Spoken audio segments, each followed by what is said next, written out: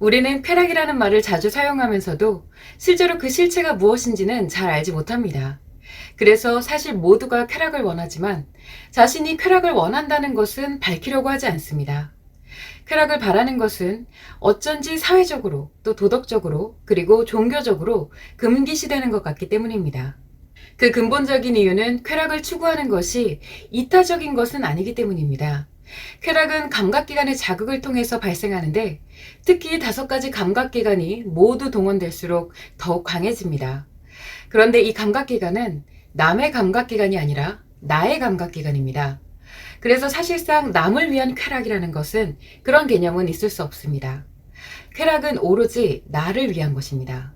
그러다 보니 놀랍게도 이 쾌락만을 쫓아가다 보면 점점 이타적인 마음이 사라지고 자신의 쾌락을 위해서는 다른 모든 것을 희생시켜도 되는 그런 마음으로 변화합니다. 이것은 종교적으로나 사회적으로 또 도덕적으로 반드시 경계해야 되는 것이죠.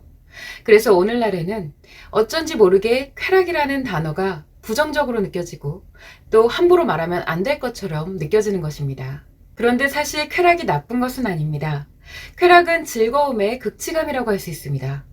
우리가 모든 일상에서 이렇게 쾌락적으로 살아갈 수는 없더라도 종종 쾌락을 느끼는 것은 삶의 큰 활력과 열정을 만들게 됩니다. 그렇다면 우리는 어떠한 기준에 의해서 이 쾌락을 건강한 것과 건강하지 않은 것으로 판단할 수 있을까요? 간단하게 정리해 보겠습니다. 먼저 자신의 욕구와 욕망을 충족시키려는 목적에 의해 쾌락을 추구하는 것은 문제를 발생시킵니다. 이 쾌락에서 만들어지는 힘이 욕구와 욕망을 키우는 것에 작용되기 때문입니다. 결국 자신의 욕구에 지배되고 또 쾌락에 의존하면서 쾌락만을 쫓게 되는 것이 바로 이 같은 경우입니다. 반면 어떠한 욕구와 목적도 없이 은연중에 느껴지는 쾌락을 누리는 것은 아무런 문제를 발생시키지 않습니다. 애초에 욕구와 목적이 없었기 때문에 쾌락의 힘에 의해서 다시 커질 만한 욕구도 없기 때문입니다. 이러한 순수한 쾌락은 삶에서 큰 활력과 열정이 돼서 인생을 풍요롭게 살아갈 수 있는 힘으로 작용합니다. 그래서 그 기회가 많으면 많을수록 더 건강해집니다. 이때 인간에게 가장 큰 쾌락을 만든 것이 바로 섹스입니다.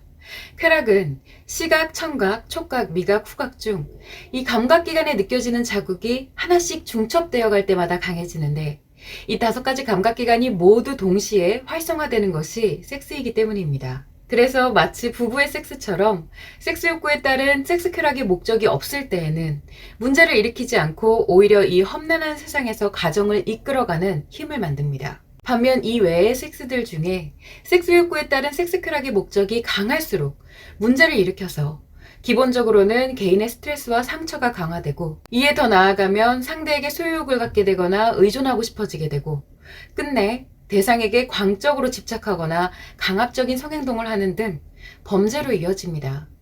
종교적으로나 사회적 그리고 도덕적으로 경계하는 쾌락은 바로 이런 것입니다.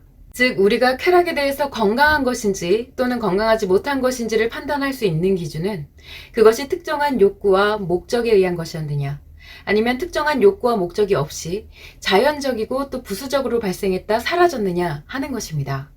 그래서 사실상 경계해야 하는 것은 욕구와 목적이지 쾌락 그 자체가 아닙니다. 이 구분을 명확하게 할 수 없으면 우리는 쾌락 자체를 경계하면서 쾌락을 느끼는 것에 대한 죄의식을 갖게 되거나 아니면 무분별하게 쾌락을 찬양하면서 인간성을 상실해갈 수 있다는 점을 유념하시기 바랍니다.